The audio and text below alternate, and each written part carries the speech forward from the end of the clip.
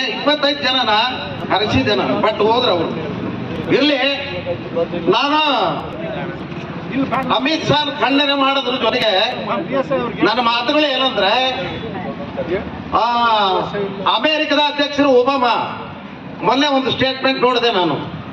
ಈ ಪ್ರಪಂಚದಲ್ಲಿ ಈಗಾಗಲೇ ವಕೀಲರ ಮಾತು ಕೂಡ ನೆನಪು ಮಾಡಿದ್ರು, ನಾನು ಅವ್ರ ಹೆಸರೇಳೇ ಹೇಳ್ತಾ ಇದ್ದೀನಿ. ಒಬಾಮಾ ಏನ್ ಹೇಳ್ತಾ ಇದಾರೆ, ಈ ಪ್ರಪಂಚದಲ್ಲಿ ಕ್ಷಣ ಕ್ಷಣಕ್ಕೂ ಗೌರವ ಏನಾದ್ರೂ ಸಿಗ್ಬೇಕಾಗಿದ್ರೆ ಅಂತ ವ್ಯಕ್ತಿ ಇರ್ತಕ್ಕಂಥದ್ದು ಇದ್ದಿದ್ದು ಭಾರತ ದೇಶದಲ್ಲಿ ಅವರು ಬಾಬಾ ಸಾಹೇಬ್ ಅಂಬೇಡ್ಕರ್ ಅಂತಕ್ಕಂಥ ಮಾತನ್ನು ನಾನು ಹೇಳಿದ್ದಲ್ಲ, ಒಬಾಮಾ ಹೇಳಿರ್ತಕ್ಕಂಥ ಮಾತು. ಇದ್ರ ಜೊತೆಗೆ ನಾನು ಹೇಳ್ತೇನೆ, ಅಂಬೇಡ್ಕರ್ ಅವರ ಶಿಕ್ಷಣದ ತಾಕತ್ತು ಎಂತದ್ದಾಗಿತ್ತು ಅಂತ ಮಿಸ್ಟರ್ ಅಮಿತ್ ಶಾ ನೀನು ಮನವರಿಕೆ ಮಾಡಿಕೊಳ್ಳೋದಾದ್ರೆ, ಆ ಮಹಾತ್ಮರು ತೀರ್ಕೊಂಡಾಗ ಪ್ರಪಂಚದಲ್ಲಿ 193 ರಾಷ್ಟ್ರಗಳಲ್ಲಿ ಧ್ವಜವನ್ನು ಹಾರಿಸಿದ್ರು. ಅದು ಅವ್ರು ತೀರ್ಕೊಂಡು ಸುಮಾರು 60 ವರ್ಷಗಳ ಹಿಂದೆ.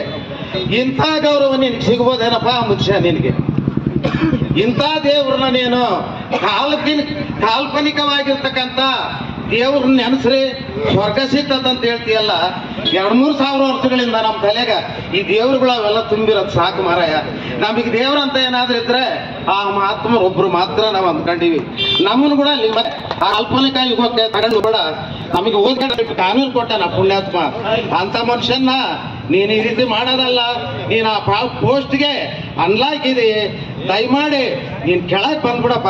ನಿಮ್ಮ ಮನೆಗೆ ಬಂದು ವ್ಯವಹಾರ ಮಾಡು, ಕೋಟಿಗಟ್ಲೆ ಮಾಡಿ ನೀನು ಹೋಗಿರೋದೇ ದುಡ್ಡು ಮಾಡೋದಕ್ಕೆ ಬಂದು ಎಲ್ಲ ಬಿಸ್ನೆಸ್ ಮಾಡ್ಕೊಂಡಿರೋ ಈ ಸಾರ್ವಜನಿಕ ಜೀವನದಲ್ಲಿ ನೀನು ಇರ್ಬೇಡ ಅಂತ ಹೇಳ್ತಾ ನನಗೆ ಮಾತಾಡಲು ಅವಕಾಶ ಮಾಡಿಕೊಟ್ಟಿರ್ತಕ್ಕಂಥ ನಮ್ಗೆ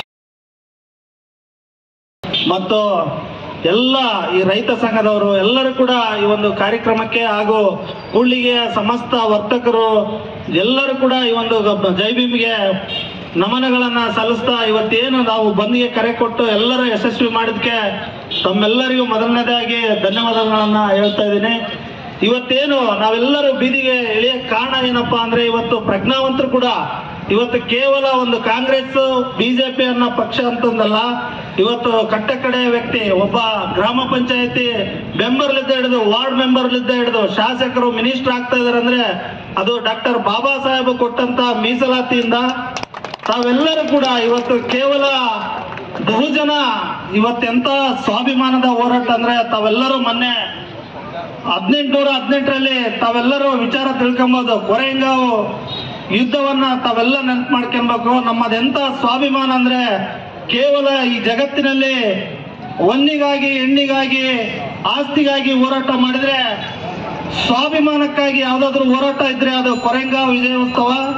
ಅದನ್ನ ನಿಮ್ಗೆಲ್ಲ ಒಂದು ನೆನಪು ಮಾಡಿಕೊಡ್ತೀನಿ. 25,000 ಪೇಶ್ವಿಗಳನ್ನ, ಅಂತ ಒಂದು 25,000 ಪೇಶ್ವಿಗಳನ್ನ ಕೇವಲ ಮಹಾರ ಸೈನಿಕರು ಅಂದ್ರೆ ಕೇವಲ ಒಂದು ಸಮುದಾಯ ಅಲ್ಲ, ನೊಂದಿತರು ಶೋಷಿತರು ಸಮುದಾಯದಲ್ಲಿ ನೊಂದಿರ್ತಕ್ಕಂಥವ್ರು 500 ಜನ 25,000 ಜನನ್ನ ಕೊಂದಾಕಿದಂಥದ್ದು ತಾವು ಅಮಿತ್ ಶಾ ಅವ್ರು ಮರಿಬಾರ್ದು.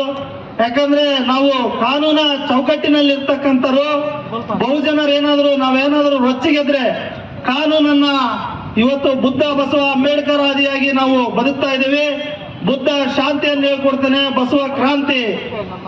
ಇವತ್ತು ಉಳ್ಳವರು ಶಿವಾಲಯ ಕಟ್ಟಿಸುವವರಯ್ಯ, ನಾನೇನು ಮಾಡಲಿ ಬಡವನಯ್ಯ ಅಂತಂದು ಎನ್ನ ಕಾಲೇ ಕಂಬ ದೇಹವೇ ದೇಗುಲ ಶಿರವೇ ವನ್ನ ಕಳಸವಯ್ಯ ಅಂತ ನಾವೆಲ್ಲರೂ ಕೂಡ ಅವತ್ತು ಕೂಡ ನೀವೆಲ್ಲರೂ ಶಿವನನ್ನು ಹುಡುಕೊಂಡು ಹೋಗ್ಬೇಡ್ರಂತ ಎಡಗೈಲಲ್ಲಿ ಲಿಂಗ ಕೊಟ್ಟಂತ ಯಾರಾದರೂ ಕ್ರಾಂತಿಕಾರಿ ಇದ್ರೆ ಅದು ಶ್ರೀಮತ್ ಬಸವಣ್ಣನವರು. ಹಾಗೆ ಬುದ್ಧ ಅವತ್ತೆಲ್ಲರೂ ಸ್ವಾತಂತ್ರ್ಯಕ್ಕಾಗಿ ಓಡಾಡಿದ್ರೆ ನನ್ನ ಜನ ನೀರು ಸಿಗ್ತಾ ಇಲ್ಲ, ನನ್ನ ಜನ ಊಟ ಸಿಗ್ತಾ ಇಲ್ಲ ಅಂತ ಹೇಳಿ ನೀರಿಗಾಗಿ ಹೋರಾಡಿದಂತ ಮಹಾನ್ ನಾಯಕರವರು. ಅಂತ ಒಂದು ಸಮುದಾಯ ಇವತ್ತು ಕೇವಲ ಒಂದು ಜಾತಿಗೆ ಒಂದು ಸಮುದಾಯಕ್ಕೆ ಸೀಮಿತ ಮಾಡಬಾರ್ದು. ತಾವೆಲ್ಲರೂ ಇವತ್ತೇನು ಶಾಸಕರಾಗಿದ್ದೀರಾ, MP ಗಳಾಗಿದ್ದೀರಾ, ತಾವೆಲ್ಲರೂ ಮೀಸಲಾತಿಯಿಂದ ಇವತ್ತೆಲ್ಲರೂ ಕೂಡ ಬಿಜೆಪಿ ಕಾಂಗ್ರೆಸ್ ತೊರೆತು ಬೀದಿಗಿಳಿದು ಹೋರಾಟ ಮಾಡಬೇಕಾಯ್ತು. ನಮ್ಮ ದುರ್ದೈವ ಇವತ್ತು ತನ್ನ ಇಚ್ಛಾಶಕ್ತಿಯ ಕೊರತೆಯಿಂದ ಸ್ವಾರ್ಥ ಮನೋಭಾವದಿಂದ ಇವತ್ತು ಯಾರು ಕೂಡ ಬೀದಿಗಿಳಿತಾ ಇಲ್ಲ. ಅದು ಯಾವ ರೀತಿ ಅಂದ್ರೆ, ಬಾಬಾ ಸಾಹೇಬ್ ಅಂಬೇಡ್ಕರ್ ಅವರ ಬಗ್ಗೆ ಸ್ವಲ್ಪ ಅಮಿತ್ ಶಾ ಅವರು ತಿಳ್ಕೊಬೇಕು. ಅವರು ಭಾರತ ದೇಶದಲ್ಲಿ ಪ್ರಪ್ರಥಮವಾಗಿ ಎಕನಾಮಿಕ್ಸ್ ನಲ್ಲಿ ಯಾರಾದ್ರೂ ಈ ದೇಶದಲ್ಲಿ PhD ಮಾಡಿದ್ರೆ ಅದು ಡಾಕ್ಟರ್ ಬಾಬಾ ಸಾಹೇಬ್ ಅಂಬೇಡ್ಕರ್ ಅವರು. 32 ಡಿಗ್ರಿಯನ್ನ ಮಾಡಿದಂತ ವ್ಯಕ್ತಿ, ಅರ್ಥಶಾಸ್ತ್ರದಲ್ಲಿ 29, ಮಾನವ ಶಾಸ್ತ್ರದಲ್ಲಿ 6, ಹಾಗೆ ಇತಿಹಾಸ ಶಾಸ್ತ್ರದಲ್ಲಿ 19, ಹೀಗೆ ರಾಜಕೀಯ ಶಾಸ್ತ್ರದಲ್ಲಿ 3, ಮಾನವ ಶಾಸ್ತ್ರದಲ್ಲಿ 4, ಹೀಗೆ ಇಂಥವರೆಲ್ಲ ಎಜುಕೇಶನ್ ಮಾಡಿದಂತ ವ್ಯಕ್ತಿಗಳು ಈ ದೇಶದಲ್ಲಿ ಪಂಡಿತರಾಗ್ಲಿಲ್ಲ.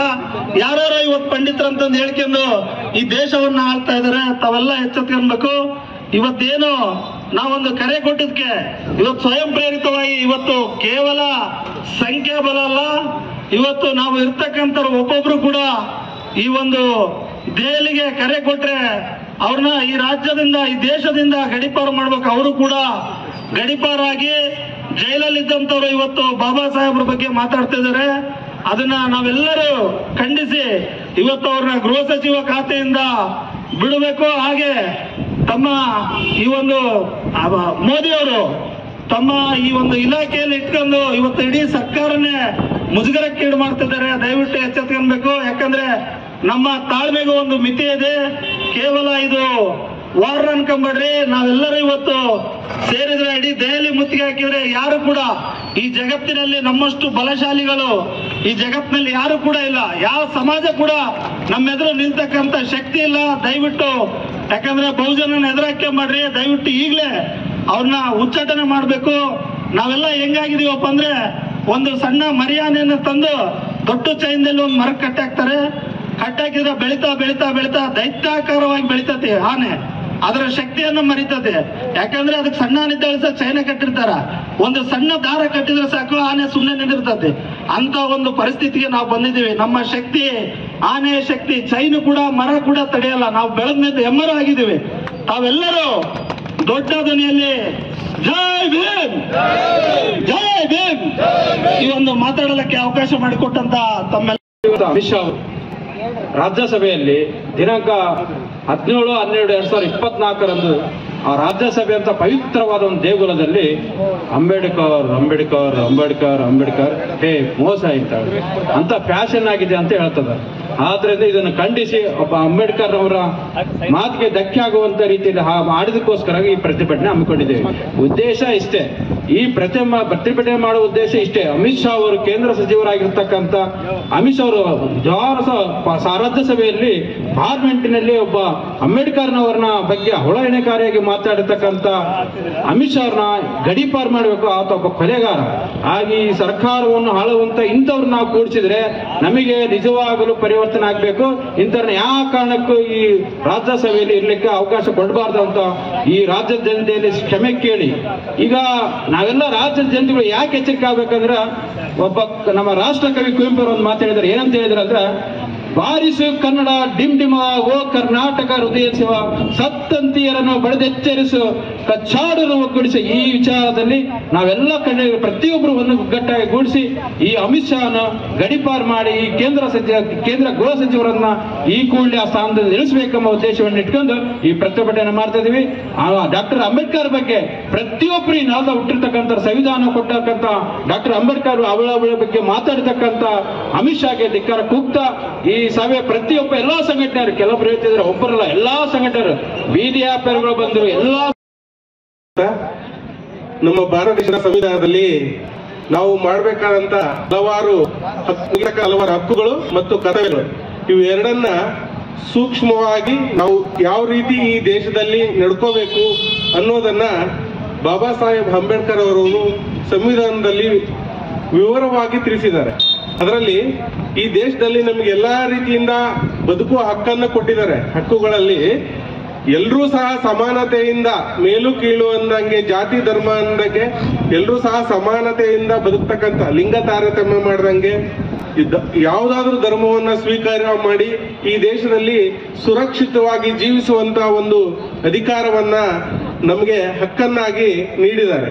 ಅದೇ ರೀತಿಯಾಗಿ ನಮಗೆ ಈ ದೇಶದಲ್ಲಿ ಯಾವ ರೀತಿ ನಾವು ಇರಬೇಕು, ನಮ್ಮ ಕರ್ತವ್ಯಗಳೇನನ್ನೋದನ್ನ ಸೂಕ್ಷ್ಮವಾಗಿ ತಿಳಿಸಿದ್ದಾರೆ.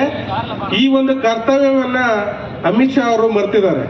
ಈ ದೇಶದಲ್ಲಿ ಸಂವಿಧಾನದಡಿಯಲ್ಲಿ ಪ್ರಮಾಣ ಮಾಡಿದಂತ ಕೇಂದ್ರ ಗೃಹ ಸಚಿವರು ಸಂವಿಧಾನದ ಕರ್ತವ್ಯಗಳನ್ನ ಮರ್ತಿದ್ದಾರೆ.